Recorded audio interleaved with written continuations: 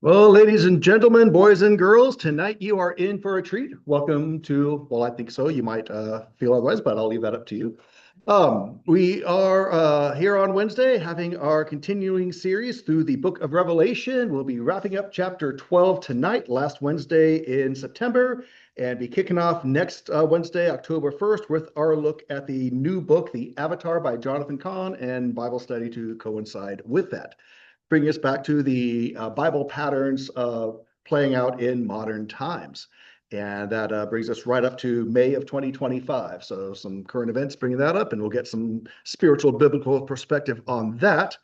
But before we get to Revelation 12 tonight, for our Revelation series, I actually have something to share for the Bible Patterns in Modern Times series. So we'll be doing two quick recordings here for this first one. I got two items to share. The first item. Now, you may have recalled over the course of time, a little while back, I made reference to an upcoming attack on the Homeland that's pending. And I haven't said anything about that in a while. Mentioned 2025, and we're three-quarters of the way through 2025, and nothing's happened yet. So what's the deal? Well, I have an update that I will share with you here. And then we'll get to the other part, and then back to Revelation 12. So the update. This is from Sarah Adams, who was a former CIA targeter and still has her contacts. I follow her as long as many others, Scott Mann, Sean Ryan, and a few others who are, she works very closely with Dave Boone Benton, who is one of the survivors of Benghazi. And they actually wrote a book together on Benghazi. So here's a quick update from her. They still maintain their contacts overseas. So here's what's going on. There was a report that came out about Al Qaeda and the plot on the Homeland. Here's what she says, real quick. It's good that the NCTC publicly acknowledged an Al Qaeda Homeland plot, leak for it, but they admitted Al Qaeda AP's 2023 threats and the fact this operation has been in motion since late 2021. I posted a fuller summary on X last week. Here's a quick snapshot. Al Qaeda's Homeland plot was set in motion December 2021, around the time Hamza bin Laden, son of Osama, was first put in charge of Al Qaeda's military. He was later made emir in November 2022. By the way, according to the US, he's officially dead. Not quite, unfortunately. Solidifying his destiny as the bin Laden heir. All we know for certain is that Al Qaeda wants all attackers in the US near the end of this year by mid-December, fully ready to launch. Stop asking for an exact date. The terrorists aren't going to announce it. Complacency will get you killed. Leadership and partners, addressing them, Hamza and his brothers, Abdullah, Said, Uthman, are central. Saif al-Adel runs the external piece. The plan uses tradecraft from Dr. Ayman al-Zawahiri and Abu Musab al-Suri and is sustained by a broad network providing the physical attackers. ISIS and branches. ISIS and Al-Qaeda are working together under Taliban protection in Afghanistan is the base for all this. Al-Qaeda was invented by Osama bin Laden. The definition of Al-Qaeda, the word means the base, which I've somewhat equated to the beast in Revelation, not the Antichrist, but the government thing. Anyway, branches, ISWAP, ISKP, and a bunch of these others, Taliban, etc. Operational design.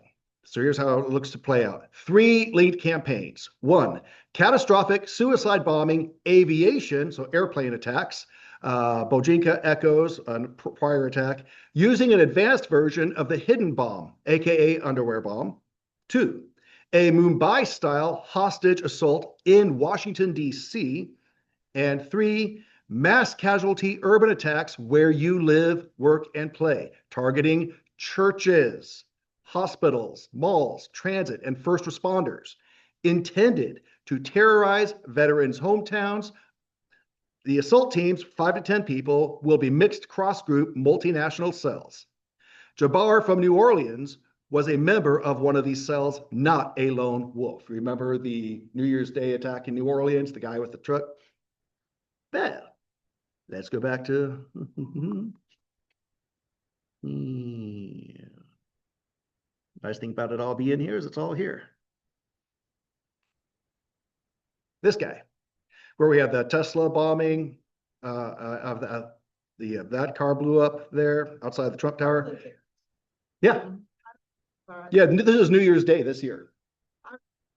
This was this guy with an ISIS flag. He rammed this truck through the crowds and then came out on a shooting spree and basically barricaded himself in, ended up getting killed. That was his plan. Yeah. And both were rented from the same rental place, which was kind of interesting. Yeah. I know we've all slept since then. Sister Diana. In the same style as the attack that happened in Mumbai a while back. Yeah. Not good.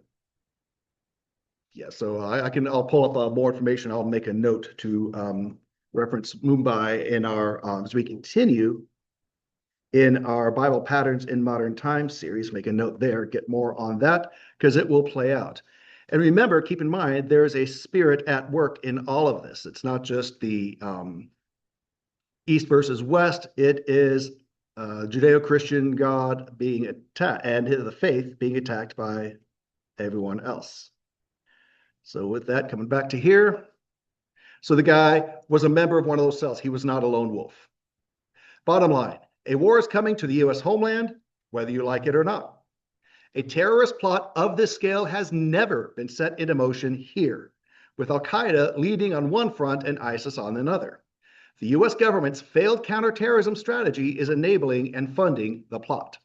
We share intelligence with Taliban and get intelligence from them. And they've actually had fake attacks on so-called terrorists. See, look, we're good guys. We're fighting terrorists. But, yeah. And they claim, look, we killed this guy. This guy's been dead for years. No one is coming to save you. Don't underestimate the bin Laden sons. Those who dismiss their father paid the ultimate price on 9/11. There were warnings. Waiting for all of the answers won't make you ready. The terrorists are already in motion. We must prepare at every level. It's time for you to roll. So the main thing is going after bigger targets, more visible, effective sites. So I think they've never heard of Tulare, much less can spell or pronounce it. So I'm not worried about us here specifically, but I would say that as things happen, emergency response is going to be hindered. So good time to be up on CPR and other things. So just be in prayer about all this. Yes, this was posted on Monday. So didn't want you to think that I'd forgotten or it was just all passe. And I'll say again real quick, if none of this happens, I'll be a happy man. Right. But at least wanted to keep him. Yeah, she knows what she's doing, yeah.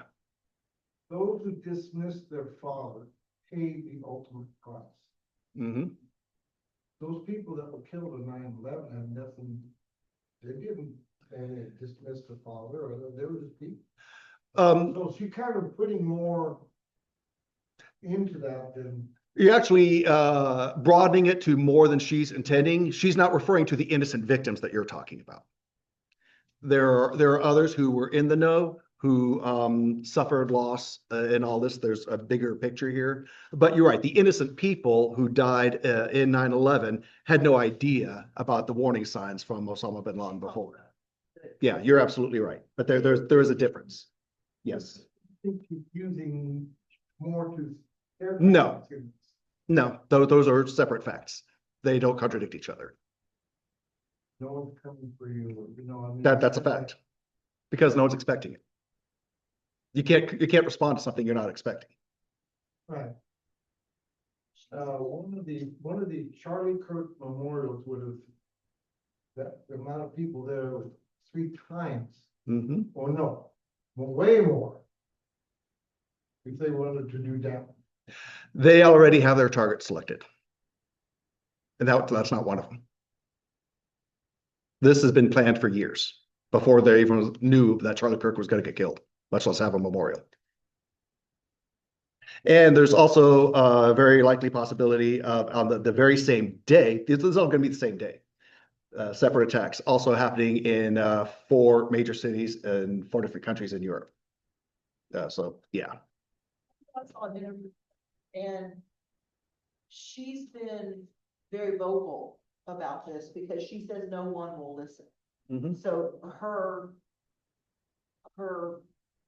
whatever, is we have to talk about this, we have to get this out. The powers that be aren't doing enough. So the way to combat that is through information, making sure. people have- Grassroots. Yeah, grassroots, making sure people have information about that. And that's what she means by no one is coming to save you, because those at the top aren't taking this seriously. So they're not going to come to the rescue. They'll be too little too late. I find that interesting. I do find that. I'm wondering if it's intended to be that way, that things need to play out a certain way. Just like we see in scriptures, how sometimes there's an amazing blindness that some people have, even the apostles sometimes, we think, how could you not see or how could you not get it? Easy for us, hindsight 2020. But I think sometimes, and this might be one of those times, there's a ignorant, they don't realize it, but there's a spiritual blindness that's intended because they need to be blind to it because something has to play out and then have its aftermath from there. Sister Peggy. He's dead, but yeah, I was just gonna try to read it. Oh, yeah. What, She was a targeter for the CIA.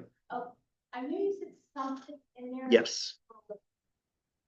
Yeah, and still, like the others, they still have their contacts.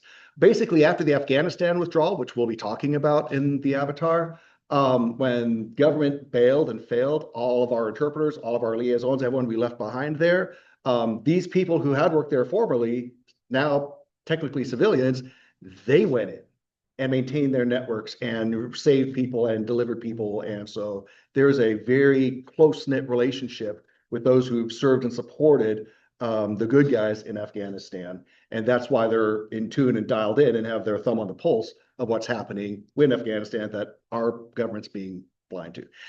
I do not like conspiracy theories. I do not like being a conspiracy theorist. I'm not that guy, but I don't like being caught off guard either. And I prefer to be aware and informed. And if nothing happens, cool. I don't want to be Piglet in a blustery day, panicking or anything. Informed, not paranoid kind of thing. So there's a balance to all that. For the clay.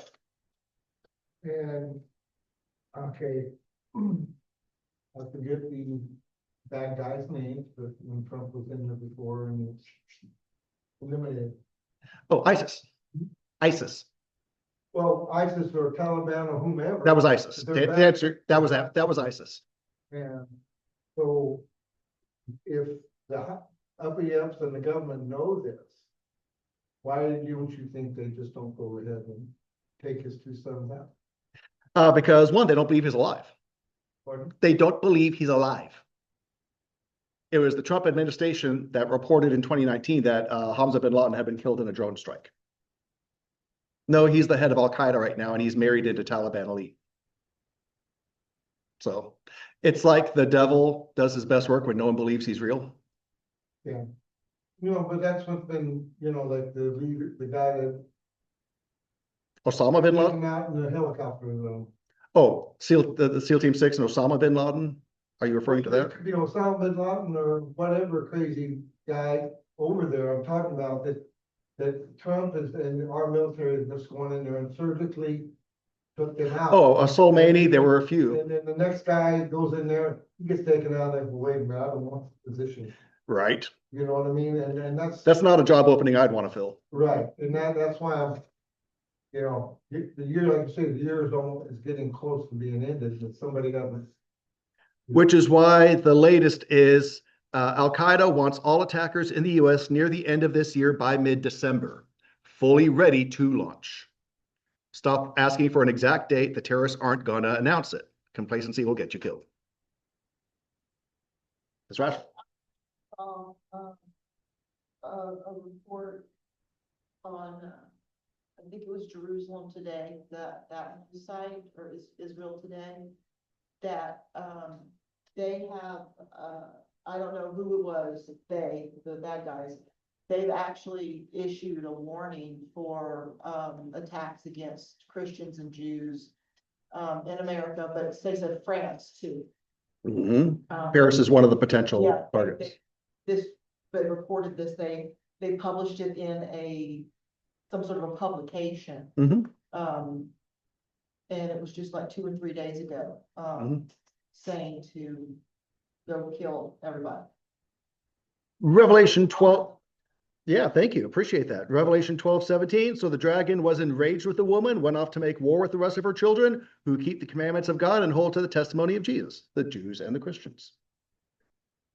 Yeah, Judeo-Christian faith. Yeah, it's the same God. Satan's going after the same God, whether he goes after him whether Satan goes after God, the one true God, whether he goes after him through the Jews or through the Christians or both, he's going after God, both ends. So there's that. So in other news, before we get to Revelation 12, by the way, happy Rosh Hashanah, which just ended this sunset, Tishri the 1st, Jewish New Year. The other item I have to share is this. So turn on the mic for this video, then we'll get back. We'll stop this recording and get into Revelation 12. This is Jonathan Kahn, and I have some exciting news. The Dragon's Prophecy is now going to be a full-length motion picture, a movie that's going to be coming to the screen, coming to theaters across America, hopefully to a theater near you. And it's coming out this October. The Dragon's Prophecy, Israel, the Dark Resurrection, and the End of Days. This is the last book I wrote before I wrote The Harbinger, which just came out. The Dragon's Prophecy debuted as the #1 book in America. It opens up the mystery of end-time prophecy that's happening right now. What we're witnessing on the world stage that actually lines up with the end-time prophecy of the prophets of the Bible, actually lines up with the book of Revelation, even the colors of the apocalypse that are appearing now in the world. It's going to open up the mystery of the dark resurrection, the sea peoples, the mystery of Hamas that actually appears in the Bible. That behind October 7th was actually Adolf Hitler. The resurrection of the ancient Philistines, the dragon and the woman of Revelation 12, that vision, the enemy, and what did it have to do with what's happening right now before our eyes? What does end time prophecy really say? What does the future really hold? What do we need to know? And how to make sure you're prepared? I'm going to give you a sneak peek of the trailer of the Dragon's Prophecy in a moment. Now, the director of the Dragon's Prophecy is the powerful documentary director, Dinesh D'Souza. Many of you know him from his other films. Now, I'm going to be in it. He'll have other things as well as what's in the Dragon's Prophecy, but he'll have other people as well. Eric Metaxas is going to be appearing in. U.S. Ambassador to Israel, Mike Huckabee, is going to be appearing in the Dragon's Prophecy. Eric Stakelbeck is going to be appearing in the Dragon's Prophecy. And the Prime Minister of Israel, even Benjamin Netanyahu, is going to be appearing in the Dragon's Prophecy. Now, it's going to be powerful. Now, take a look. Here's the trailer. Play In this Joseph before, but Prince's here it book, is. speak out God's promises over your life. Find powerful prayers for Then another sign appeared in heaven, an enormous red dragon. Revelation 12:3.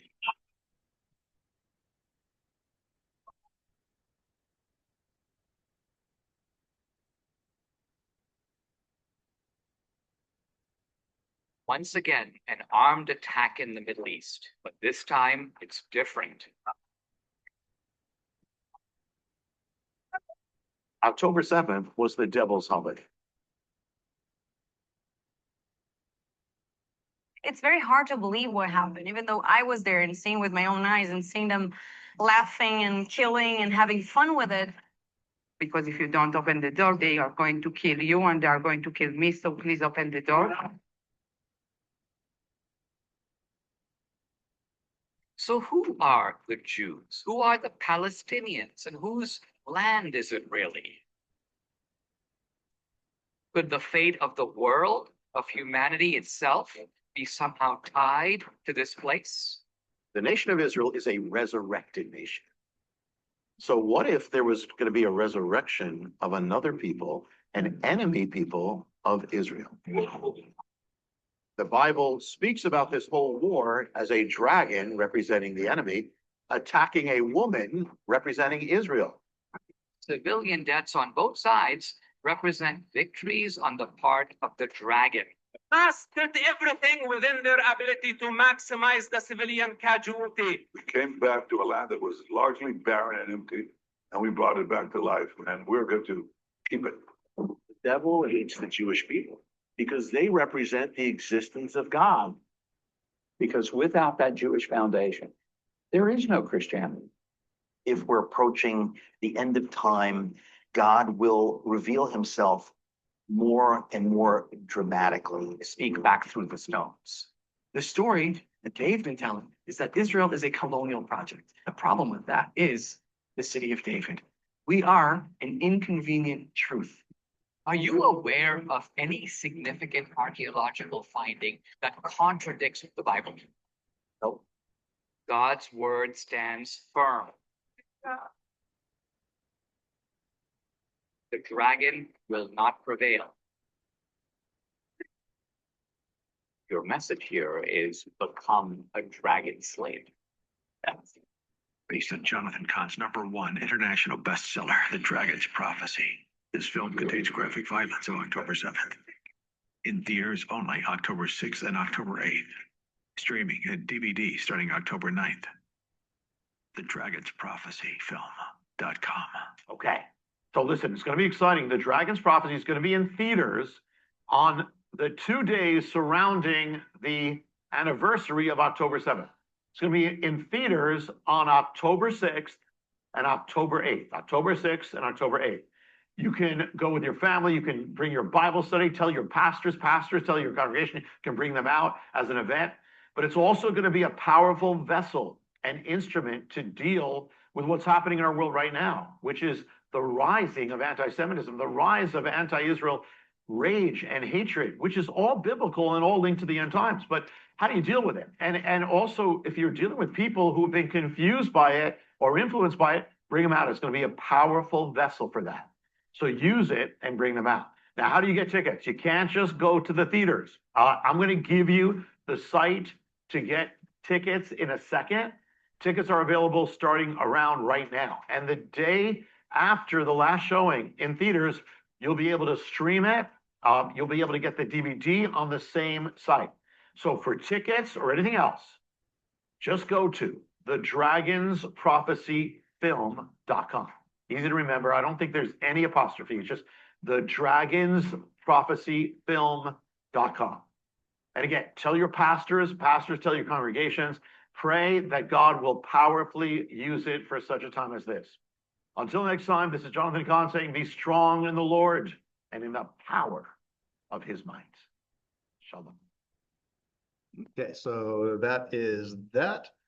So that will be coming out, and we will stay tuned and keep in touch on it. By the way, he just released this video today. So before closing out this section, yes, the strategy. Yay, please. So I'll just kind of highlight it. Please.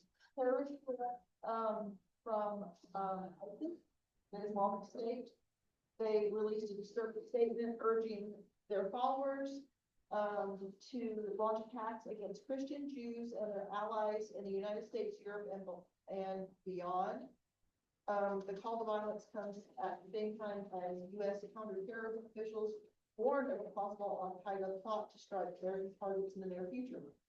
And this is in a statement titled, "Oh, Zealous Monotheists," Islamic State Group spokesman Abu Hafia al-Ansari urged supporters to chase your prey of Jews, Christians, and their allies in the streets and roads of precious America, Europe, and the world.